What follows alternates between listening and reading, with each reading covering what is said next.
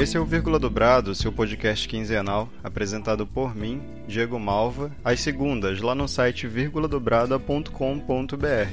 Hoje eu tô aqui para conversar com o Elielson. Oi, gente, bom dia, boa tarde ou boa noite. É muito bom estar aqui. Queria agradecer, inclusive, o Diego por ter me chamado. E é isso, vamos conversar. A gente vai estar aqui conversando um pouco sobre o Elielson, né? Sobre a pessoa Elielson, de quem é essa pessoa. Se você não conhece, ele é daqui do estado do Amapá, que é onde eu resido.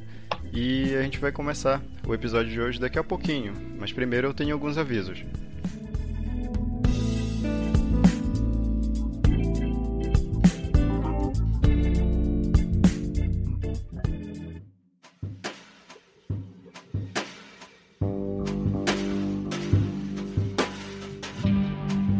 Olá, eu tô aqui para falar com vocês rapidinho sobre algumas mudanças que andam acontecendo aqui no nosso podcast, né?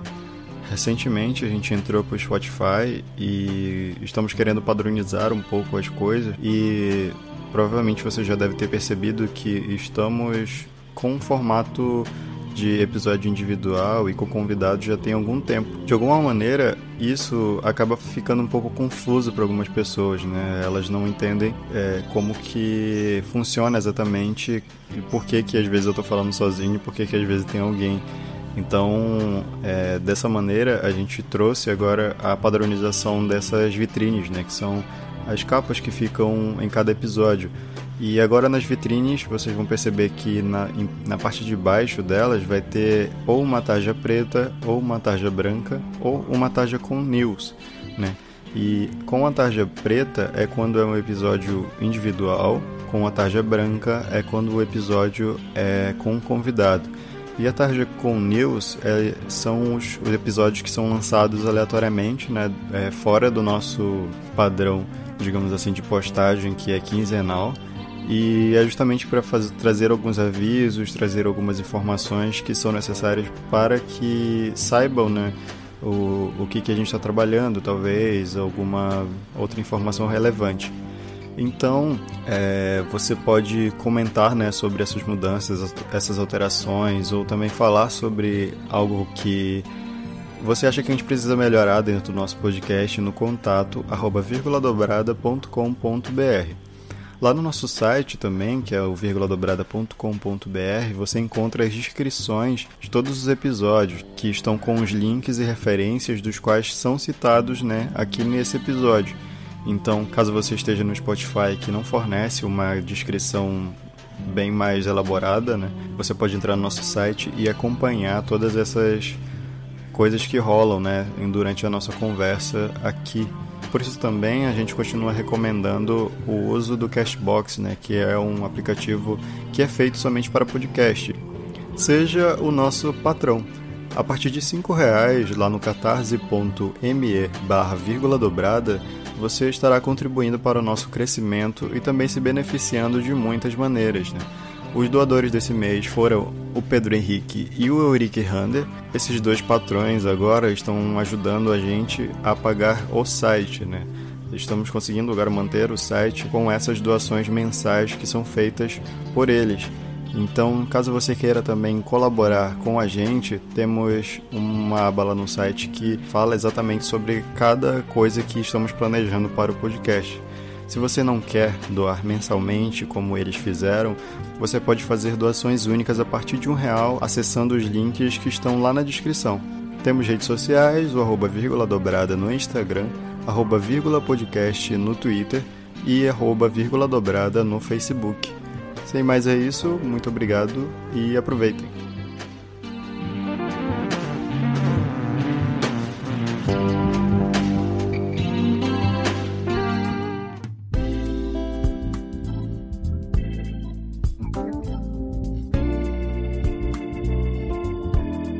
Bom, Elielson, o que tu acha que tu fez pra estar aqui conversando comigo hoje? O que tu acha que tu fez de importante na tua vida? Ai, meu Deus. Quando tu me mandou o convite, fiquei, nossa, ele me chamou pra fazer um podcast e tal, que legal. Que isso é... Porque assim, eu comentei contigo que eu escuto podcast, vez ou outra. E eu não vou mentir, eu já imaginei lá não lá, mas assim, enfim, gravando podcast. Sim. E assim, vamos lá, o que é que eu fiz? Bem, eu acredito de início, porque assim, muita gente não, mas assim, quem me conhece, quem sabe do meu trabalho, me conheceu através do meu primeiro livro, que eu publiquei, que é o Anfitriã. Que na época, sim, um bocado de gente assim leu, tal. Foi em 2014 que eu lancei, mas até hoje as pessoas me mandam mensagem falando do livro que leram e gostaram e tal. Então, ele foi meu primeiro romance, de fato. Primeiro livro que tem história, né? Tem começo, meio e fim. Então, a minha contribuição, vamos falar assim, à cultura mapaense, eu devo muito a esse livro, o Anfitriã, que eu lancei já faz 4 anos. A gente já se conhece faz tempo e então eu acredito que seja por isso, talvez, pelo Anfitriã. Pra eu também não esquecer de falar, eu convivi com ele um tempo, né? O Elielson, ele fez parte, assim, de uma época da minha vida que eu também tava ainda me descobrindo como artista, né? Tipo, não só como artista, mas como pessoa em si. E eu criava muitas coisas. E parte de todo esse processo, assim, acabou se tornando hoje, que é o Vírgula Dobrada, que eu vejo que é um trabalho, né, que eu tenho hoje em dia. Assim como a maior parte das pessoas que eu conheço há muito tempo, né, não me conheceram a partir da maneira que hoje eu me coloco como artista, eu conheci ele pelo Twitter, né? Que a gente expôs nossas ideologias, nossas complicações, né? E eu acho que o Twitter, ele, até um tempo atrás, na verdade, já tem um tempo que ele já não é tanto assim, mas de que as pessoas falavam muito, né, sobre as próprias vidas delas e não se preocupavam com isso. Porque na verdade o Twitter ali tava... Eu acho que ainda é um pouco hoje, eu parei um pouco de usar o Twitter, mas nem sempre a gente chegava lá com o Twitter, chegava, não sei o que, aconteceu isso na minha vida, não. Era muito com aquele humor meio ácido, sabe? E tal, que a gente tratava esses assuntos como tu falou, de querer se expressar de alguma forma. Então, pelo menos eu sempre caía pro lado da piada, do humor, tipo, meio que autodepreciativo e afins. E era isso. E ainda é isso, né, na verdade, um pouco. E a partir, assim, desse conhecimento do Elielson, assim, né, no meio da linha do tempo ali do Twitter, né, eu acabei descobrindo um trabalho, né, dele, assim, que na época eu acho que ele nem via como um trabalho, mas era uma coisa que ele gostava de fazer.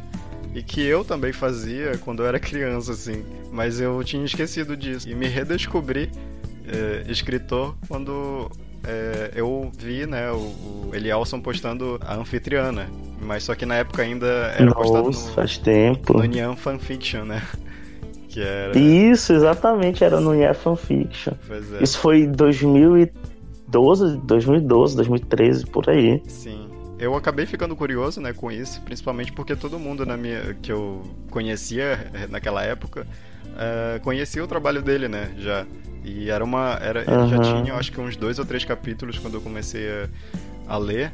E assim, era uma linguagem muito tranquila, assim, de ler um livro, né? E a gente que, pelo menos eu, tava no ensino médio ainda, não tinha ideia de que existia livros assim, sabe? Eu era muito perdido nessas questões de livros, eu não lia muito. E aí quando eu comecei a ler, sabe, eu fiquei muito maravilhado com essas coisas. E eu acho que nessa época, assim, a pessoa que eu conhecia, né, o Elielson que eu conhecia, era essa pessoa que escrevia também, assim como a maior parte das pessoas, né, que hoje interagem com ele. Isso aí é muito legal de saber. Sim. Eu tive uma época também que, pelo acaso, eu conheci o Elielson pessoalmente, né? Eu, na verdade, eu não tinha muita certeza, assim, de como que seria, porque aqui no Amapá a gente tem muito esse negócio de quando a gente conhece a pessoa na internet, ou quando essa pessoa conhece algum amigo teu, tu já odeia ela logo de cara, assim, porque tu não conhece. E a gente não se conhecia, mas a gente mais ou menos se odiava, assim, já, né? E aí eu, na verdade, estava numa época muito transitória, assim, né? Tipo, de muitas coisas. Várias coisas estavam acontecendo e, pelo acaso, eu conheci o Elielson. Assim, eu chamei ele hoje aqui porque ele foi a minha primeira inspiração, digamos assim, para justamente conversar mais com as pessoas, né? Porque eu não tinha muito Nossa. essa oportunidade de falar com as pessoas e assim, até de ter tanto contato com pessoas que também têm algo interessante para mostrar, né? Pro mundo, assim. E eu tinha muita coisa. Tanto que nessa mesma época que eu comecei a ler é, a fanfic, né? Que na época era fanfic, do Elielson, eu também comecei a escrever. E eu descobri que eu poderia fazer isso de alguma maneira. E eu acho que ele criou muitas maneiras, né? Até depois de eu ter conhecido ele, de eu também até conversar, dialogar com ele sobre essas coisas, assim. Nossa, não, eu tô aqui de boca aberta, a boca tá no chão, porque eu não esperava isso, eu não sabia disso, que ele tá me contando. Isso eu não consigo achar outra palavra a não ser maravilhoso, sabe? Eu não sei falar a palavra que eu quero falar, mas isso é incrível. Porque, como eu te falei, eu não esperava por isso, eu não sabia disso. E eu lembro direitinho dessa época, porque a gente meio que começou a conversar de fato foi através dessas histórias, né, que a gente escrevia. Porque, se eu não me engano, a gente começou a conversar de fato já quando eu já tinha terminado de publicar Anfitriã, se eu não tô enganado, porque eu acredito que tu tava lendo. Sim. Mas até então a gente nunca tinha trocado, assim, nunca tinha parado pra conversar. A gente, sei lá, devia responder, assim, alguma coisa ou outra no Twitter do outro. E eu lembro que tu começou a postar a tua história também, e eu li. Eu só não consigo lembrar agora, de fato, como eu cheguei a ler, mas eu li.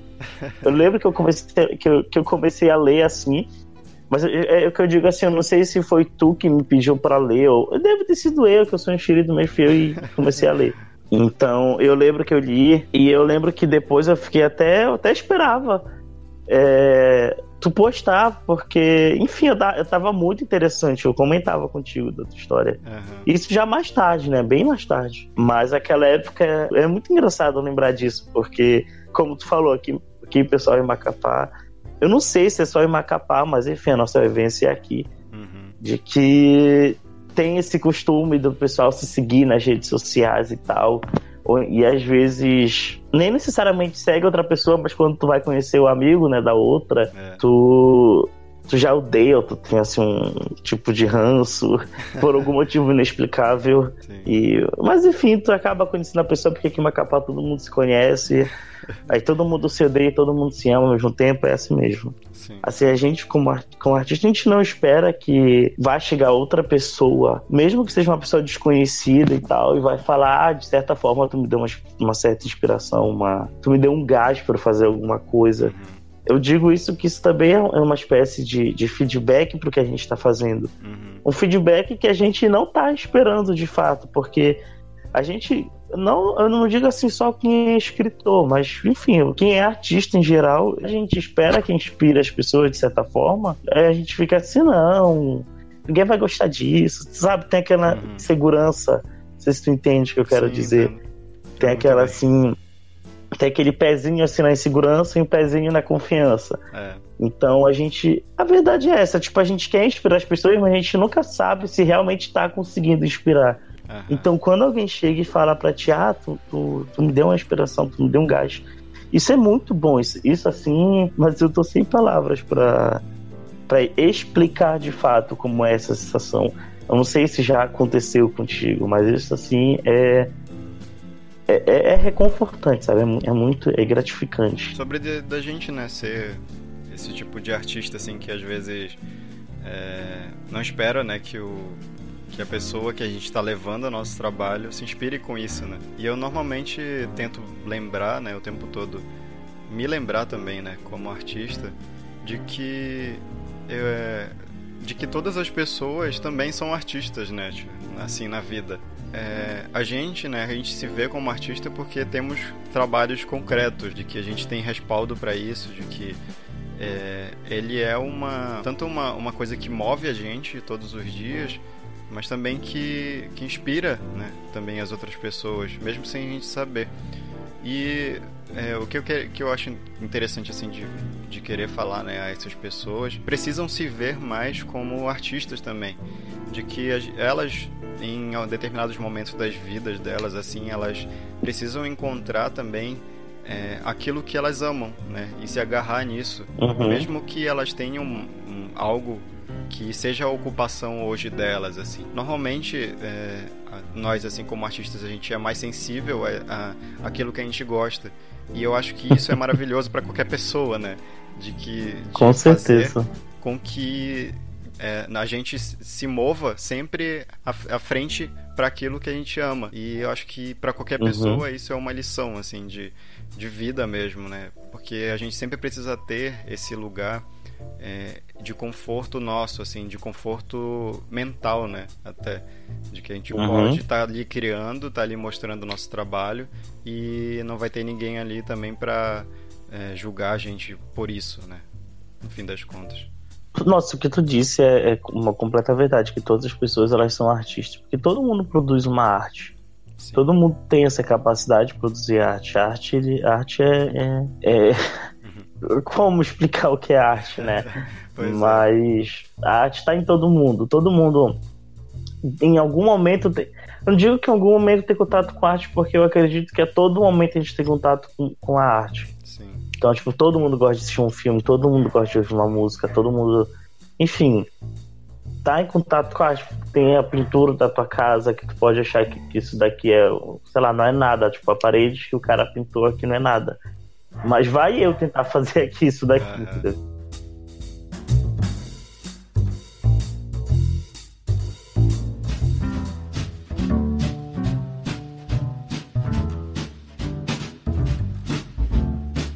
Assim, já para o meu lado da arte, da escrita, eu lembro que eu conheci uma pessoa e ela comentou que ela também gostava muito de escrever. Só que ela me disse um termo que eu nunca tinha escutado antes. Ela falou que ela era uma escritora de gaveta. Eu falei, como assim?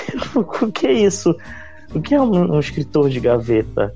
E ela falou que é aquele escritor que ele cria o próprio mundo dele, cria suas histórias e tal, mas guarda pra si, guarda na gaveta, sabe? Não tem interesse em mostrar pro mundo o que são essas histórias.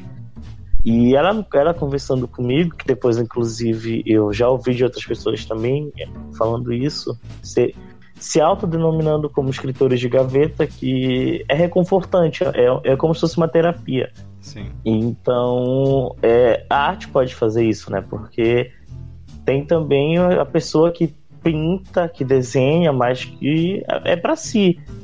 Ela tá ali exercendo a arte dela, mas ela não tem interesse em mostrar pro mundo, em viver somente disso e tal. Como, por exemplo, eu tenho interesse de mostrar pro mundo que eu tô escrevendo, que eu tô aqui, as minhas ideias loucas que eu tenho. Então, a arte, ela é muito isso também, né? Ela é muito... Muita gente vê a arte como uma terapia também, assim. Não terapia, mas uma coisa assim... Eu não sei se posso dizer como um diário pessoal, mas é um refúgio. Essa é a palavra. Como um refúgio. A forma, né, como a gente geralmente pensa de ser, assim, eu acho que eu já fui também essa pessoa que era escritor de gaveta por muito tempo, na verdade. E como que nós normalmente temos isso, né? Eu acho que em alguns momentos eu acho que a gente tem essa necessidade de querer fazer algo, de escrever algo, né, que não é direcionado a ninguém, né? Eu acho que às vezes a gente pensa o tempo todo de que tenho que escrever isso aqui, mas se eu escrever isso, será que essa pessoa que lê isso vai pensar que é pra ela? Ou será, sabe? Às vezes a gente tem essa intenção de direcionar pra alguém, né? Ou pra alguém. Né? Inclusive, sim. O podcast em si, quando eu comecei a pensar nele, né? Foi justamente porque eu escrevia muito. E todas as coisas que eu escrevia eram de graveta, digamos assim, né? Porque eram trabalhos de universidade e muita gente me falava que esses meus trabalhos de universidade deveriam virar artigos e tal. E pra mim, assim, por exemplo, quando eu ouvia isso, eu ficava, caramba, um artigo é muito interessante, dá respaldo pra muita coisa, mas... eu não tenho vontade, sabe, de que ele vire só um artigo, assim, só uma coisa que ninguém me fale nada, mas que eu só ensine, sabe? E eu sinto a necessidade de ser ouvido também. né? E eu acho que nessas minhas indagações assim de querer ser ouvido, de querer também mostrar e ouvir também as pessoas sobre as coisas que elas fazem, me colocaram um podcast na minha vida, assim, né? Uns amigos, e falaram que seria uma ferramenta ultra interessante para aquilo que eu faço. Porque quando tu falou do podcast, imediatamente eu lembrei Tu conhece a plataforma Medium? Sim, Eu ouvi falar? Já. Conhece? Uhum. Então, porque assim, o Medium, ele funciona pra mim como se fosse os meus escritos de gaveta, vamos dizer assim. Só que, enfim, eu tô escrevendo um livro, né? Ainda não terminei esse livro, está me petelhando, inclusive. Mas eu comecei esse Medium como se eu fosse, tipo, fizesse um diário de escrita pra mim mesmo. E eu não divulgo ele muito porque é uma coisa mais pra eu estar lendo ali, pra eu ficar, pra eu me recordar de como é.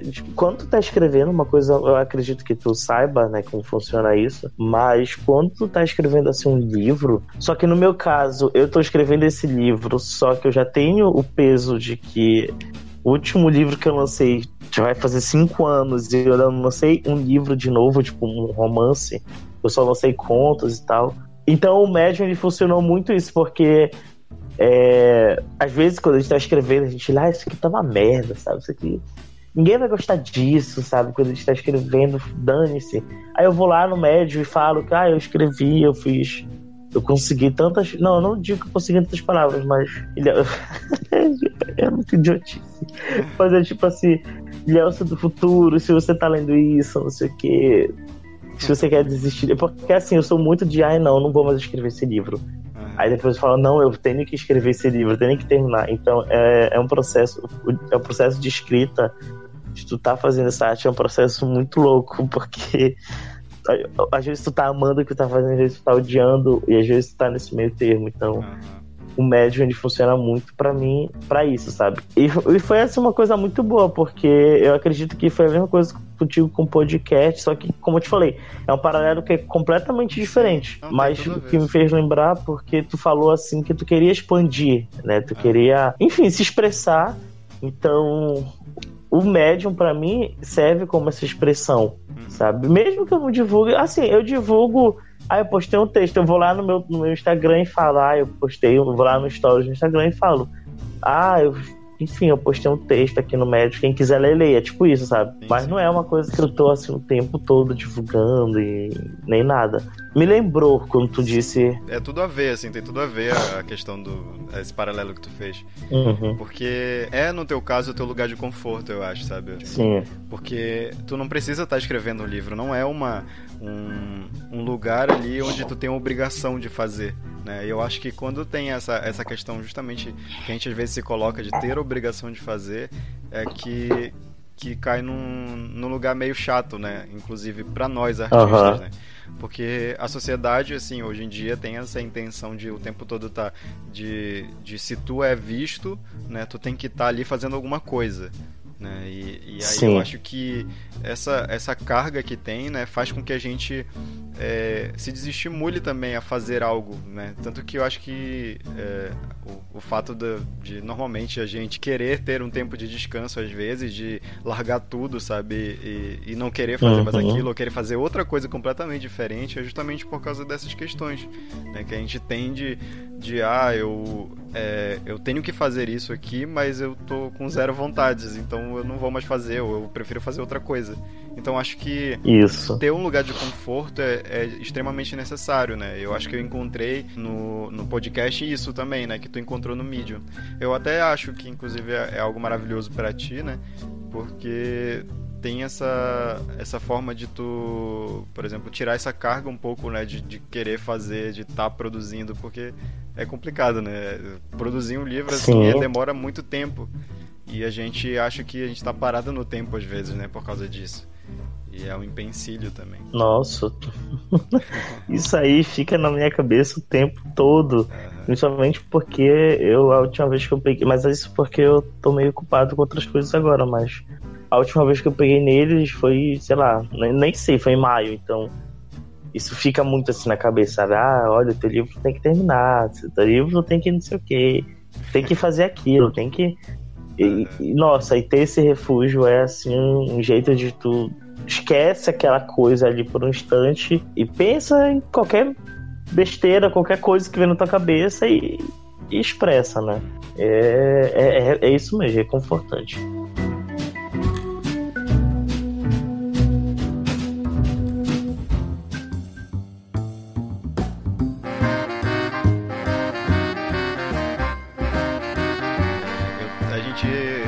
Pelo menos eu, assim, que ando acompanhando às vezes o teu trabalho, né, que eu ainda te sigo em muitas redes sociais, eu percebi que agora tu também tá trabalhando um pouco com a questão de direção, né? E aí eu queria saber como foi que tu iniciou isso, tipo, de onde surgiu essa vontade de dirigir, de onde surgiu essa... Se já não bastava pra ti fazer o livro, tá protelando o livro, o que aconteceu? É porque assim, além de escrever, né, eu sempre gostei muito de cinema. Eu sempre fui muito apaixonado por cinema. Só que era aquele negócio, né? Como todo mundo gosta de filme. E tá, eu assisti aqui, assisti ali. Então, quando foi na época do vestibular, enfim, ensino médio, o que eu vou fazer, né? O que eu vou fazer de faculdade? Porque aqui no Amapá, eu tinha a opção, ou eu fazia direito, que foi o que eu fiz, eu comecei a fazer, não terminei. Ou eu fazia letras, que inclusive eu me candidatei não, me inscrevi pra letras e tal, passei, mas não cursei. E eu digo assim, não que só existe parece que só tem essas duas opções de curso, não, falo pra mim, no meu caso, era isso. E só que eu também queria muito fazer. Eu não sabia que existia um curso de cinema no Brasil. E o que eu falei em cinema foi porque a gente estava na sala de aula, na aula acho que era literatura, e o professor passou, não sei se você já ouviu falar, mas enfim, é o filme Laranja Mecânica. Sim. E o professor passou esse filme, Laranja Mecânica, e eu fiquei encantado. Falei, nossa, pode... Porque assim, até então, o meu conhecimento de cinema era o mainstream, sabe? Era o que tava ali passando no cinema e tal. Não era muito aprofundado. Eu conhecia no máximo uns filmes clássicos de Hollywood e tal, mas assim, nada muito aprofundado. E quando eu vi aquele filme, eu falei, gente, esse filme é muito doido, mas é maravilhoso. E aí enfim, comentando, né, porque o professor passou um trabalho sobre o filme, e comentando assim com os amigos lá na escola, eles falaram, Deus, por que tu não faz cinema? Até então, porque quando tinha curta, a gente tinha que fazer trabalho na escola, eu sempre queria meter um curta-metragem no meio. Tinha um trabalho de literatura que era pra gente apresentar de alguma forma um conto do Machado de Assis. Não, a gente vai fazer um curta, isso, aquilo e tal. Pegamos e fizemos o curta. Enfim, eu sempre metia esse tipo de coisa, sabe? Um curta ou um filmezinho assim, que é a mesma coisa. E acabou que eu fui fazer cinema. Depois de um tempo e tal, fui fazer cinema pro Rio de Janeiro, que é onde eu moro atualmente. Então... é meio que essa questão de direção sempre teve comigo, de certa forma, além da escrita. Eu sempre gostei muito de cinema, de estar dirigindo. Pra finalizar, assim, digamos, um pouco sobre tua trajetória, né, até chegar aí, eu tenho uma coisa também que eu me lembro, que eu me recordo, né, que tu fez. Ai, meu Deus. E que eu queria que tu falasse um pouco sobre isso, que é a tua experiência como youtuber. Ai, meu Deus. Ai, como meu Deus, foi eu tinha isso? esquecido disso.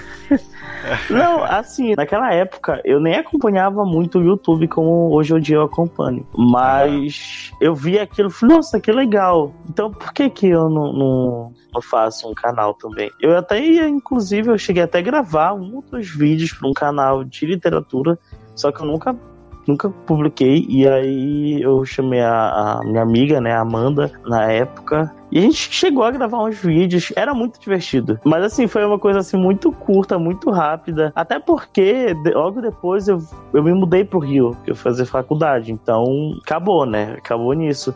Porém, foi uma época muito divertida, porque o primeiro vídeo que eu fiz com a Amanda, que era do Caranguejo de Papel, o nome do canal, que eu não sei nem se ainda tem.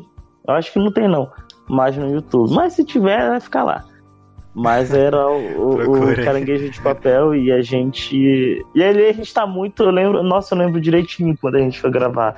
Que a primeira vez que a gente gravou, parecia que tinha alguém apontando uma arma, sabe, pra gente. Porque a gente tava tão envergonhado, mas tão envergonhado. Mas aí depois a gente se soltou e saiu o que saiu, né? Mas eu lembro que a gente saía pros lugares, tal, festa em si. E tem um momento no vídeo que a Amanda, ela faz tipo um negócio assim, ela faz um barulho muito esquisito. E as pessoas chegavam falando assim com a gente. Foi muito engraçado aquela época. Mas foi assim, uma coisa muito curta, né? Algo que eu tenho vontade agora no momento de retornar, mas... É legal lembrar disso, assim. Porque essas coisas, elas... Em partes, elas fazem, né, o que a gente é hoje. Eu acho que tu também... De alguma maneira, mesmo tu não lembrando que tu tenha feito isso, mas eu acho que isso pode ter sido também um gatilho para muitas coisas para ti, né? E te deu uma experiência interessante como criador de conteúdo, né? E eu acho que é nossa... Sei lá, por exemplo, eu tenho uma visão assim interessante dessas coisas, porque eu costumo dizer que faço muitas coisas, mas eu não sou bom em nada, sabe? Porque eu crio muitas coisas, eu tento experimentar muitas coisas, porque, sei lá, eu não sei do que eu vou gostar, né? E eu acho que a partir do momento que eu encontrar aquilo que eu gosto, as coisas que eu gosto, é o que vai ficar pra mim pro resto da minha vida, sabe? Então acho que é importante a gente fazer essas coisas, e eu acho que pra ti também foi assim, né? Que foi uma experiência que pode ter sido interessante hoje, ou pode ter sido guardado ali na gaveta, né, para algum outro momento, mas foi muito legal, assim, também. Eu gostei, assim, de como que vocês fizeram isso. Quem foi que editou, inclusive? Foi tu? Fui eu. Foi naquela época eu não tinha assim nenhum conhecimento de edição, porque enfim, na faculdade eu aprendi a editar e tal, mais ou menos, mas naquela época eu não tinha um conhecimento. Eu fui assim na fé e na coragem, o que é muito divertido, por sinal. Então acho que isso provavelmente é uma primeira experiência de direção que tu teve efetiva. De certa forma foi, porque ali eu naquela época, não quero que não dou muita coisa, mas assim, era tudo eu, né? Tipo assim, a Amanda não sabia editar, eu tinha uma noção, mas a noção que eu tinha era tipo o Windows Movie Maker, sabe? Então era uma coisa bem, bem, bem básica mesmo. Eu já tinha feito um ou outro trabalho na escola, eu acabava editando ali, mas era aquele negócio tipo copiar, cortar e colar, sabe? Quer dizer, cortar, copiar e colar. Então era bem básico. E lá no YouTube, né, com aqueles vídeos, eu já pude assim... Eu tive que fazer uma coisa assim mais... extrapolar um pouco mais do que eu sabia. Porque não adiantava só eu cortar um vídeo, fazer ali uma decupagem e pronto, e é isso aqui. Não, eu tinha que, por exemplo, tem o momento que eu falei da Amanda, que eu tive que, sei lá, eu tinha que fazer alguma coisa engraçada ali. Mas foi, assim, a primeira experiência, de fato, que eu tive com a edição, assim, mais aprofundada do que eu tenho hoje em dia. Mas para um público, assim, né?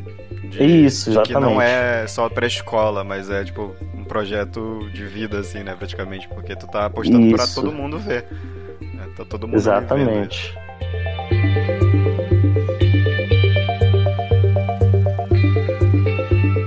Fala pra gente aí o que hoje em dia tu tem a oferecer, digamos assim, né? Que o Elielson hoje faz que as pessoas deveriam ver. Pois é, agora, hoje em dia, no momento, atualmente, eu tô trabalhando na peça, né? na peça de teatro. Entretanto, eu também continuo escrevendo, que tem um livro que eu te disse, que eu tô escrevendo, que se tudo der certo, eu termino até o final do ano, porque eu não aguento mais escrever esse livro. E tipo, eu adoro ele, mas eu quero terminar, sabe? Porque eu já quero escrever outras coisas. E esse é um mal que eu tenho, um mal e um bem ao mesmo tempo. Eu tenho, de vez em quando, eu publico um texto ou outro lá no... Isso. Mas assim, aquilo ali sei lá, cada 4 meses eu publico alguma coisa ali. E também tem um livro que eu vou lançar agora em agosto. Eu vou lançar esse livro, que é aquele que não te vigia.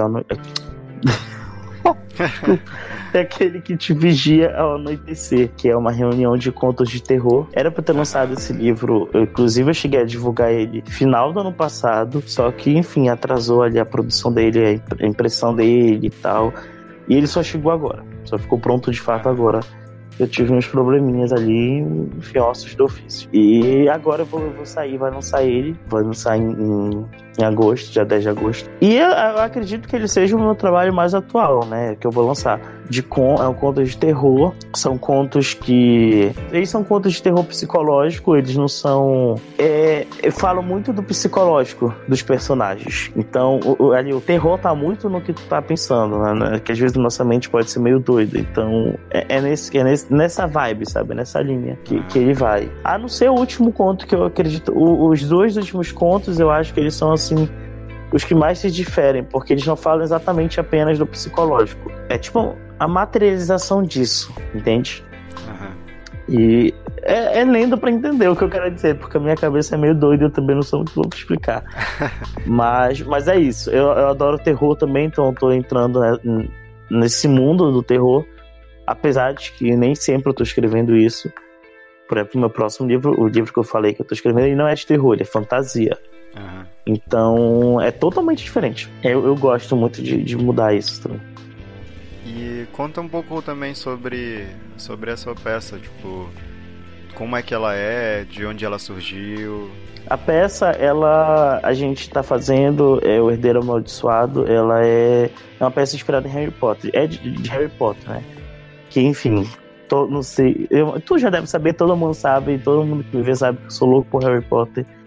Inclusive, é a minha principal inspiração de escrita, foi o que me fez gostar de ler e escrever. Então, eu tô até hoje sendo influenciado e trabalhando de fato com Harry Potter. Então, a gente tá fazendo essa peça porque saiu, né, em 2016 saiu a peça de teatro de Harry Potter que conta o que aconteceu depois dos 7 livros, que é A Criança Amaldiçoada, que saiu lá em Londres, que agora esse ano foi pra Broadway e tal. E a gente, eu e o pessoal, na equipe, que é o Beco Teatral, que eu também tenho o Beco Teatral, ele não é só uma companhia de teatro, eu também quero colocar dentro do Beco Teatral curtas, esse tipo de coisa. Então é uma companhia de arte, né? Vamos dizer assim, uma produção artística. E a peça a gente está fazendo inspirado na Criança Amaldiçoada, que tanto, né, não é à toa que o nome do nosso é O Herdeiro Amaldiçoado. Vai contar agora a história do filho do Harry Potter. Ele indo pra escola, ele tendo que lidar com os problemas na escola e tendo que lidar com, enfim, é a própria aventura dele. E a nossa peça é a mesma coisa, só que a peça original ela tem 5 horas de duração, porque são 2 peças. Então a gente não tem como produzir 5 horas de peça. Então a gente começou em 1h30, mais ou menos, assim, a nossa peça. E que ela vai inclusive, já vai estrear, ela vai sair agora, vai ser dia 16 e 17 de agosto, lá no teatro. Perfeito, Nelson. Alguma coisa a mais? Alguma rede social que tu quer que as pessoas saibam? Olha, eu sempre falo do meu Facebook, eu tenho a minha página no Facebook, que é facebook.com/Elielson Júnior, só isso mesmo, Elielson JR. E o meu Instagram, eu acredito que ultimamente ele está sendo a minha principal fonte que eu posso estar falando com as pessoas, porque eu tô passando a usar bastante ele, que é Elielson Júnior mesmo, _. Eu sempre tô postando ali, eu uso muito stories pra isso. Eu tenho meu Twitter, mas o Twitter eu quase não uso, que o nome é até em inglês, que é He is _the sound, porque ele é o som, entendeu? Tipo, ele é o som. Aí ele é o som. E... é péssimo. Ai, meu Deus. Péssimo, mas eu adorei quando eu vi isso. Quando eu pensei nisso, eu falei, nossa, não, esse vai ser o meu uso no Twitter, dane-se. Tem o meu perfil no Medium, que é o @Elielson Júnior. É tudo Elielson Júnior, então é muito simples. E é só isso mesmo. Beleza. No meu caso, eu tenho as redes sociais, né? Tipo, eu tô agora no Twitter, né? Tô tentando usar um pouquinho mais, né? Tô parando um pouco com as redes sociais. Mas eu tô falando mais sobre o meu trabalho, se vocês quiserem saber mais ou menos assim sobre como que tá rolando as coisas, o que que eu tô fazendo, o que que eu tô produzindo também como artista.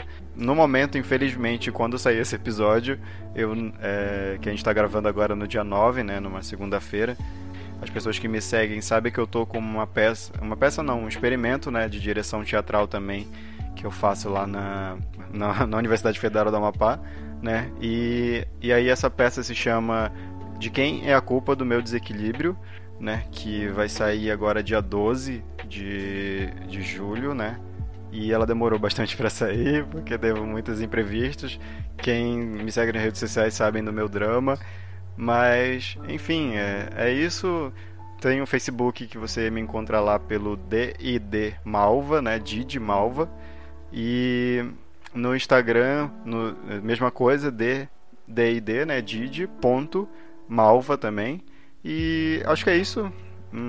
Temos o episódio. Muito obrigado, Elielson, por ter participado aqui. Espero que tenha gostado também. Nossa, eu gostei muito, eu me diverti bastante. Eu agradeço por ter me chamado. Foi muito divertido, sério. Que legal. Inclusive, eu Pode falar. Posso falar só mais uma coisa? Pode. É porque eu esqueci de falar também da rede social do Beco Teatral, que, enfim, por favor, sigam. Que é só Beco Teatral. A Instagram é Beco Teatral, @Beco Teatral, e o Facebook é Beco Teatral também. Só isso. Bonito nome, inclusive. Bem criativo, assim como o teu do Twitter. Ok. Elielson, quer dar um tchauzinho aí, pessoal? Eu quero agradecer por ter me chamado e agradecer por alguém ter me escutado aqui também, por te escutar e escutar. Então, se você escutou até o final, muito obrigado por isso. Espero que tenha se divertido comigo, porque às vezes eu falo demais, às vezes eu falo muita besteira. Mas é legal, é divertido, foi muito legal e obrigado por ter ouvido também. Esse episódio vai sair lá no dia 16, né, de julho agora. E se você tá me ouvindo aí, muito obrigado e até a próxima. Tchau!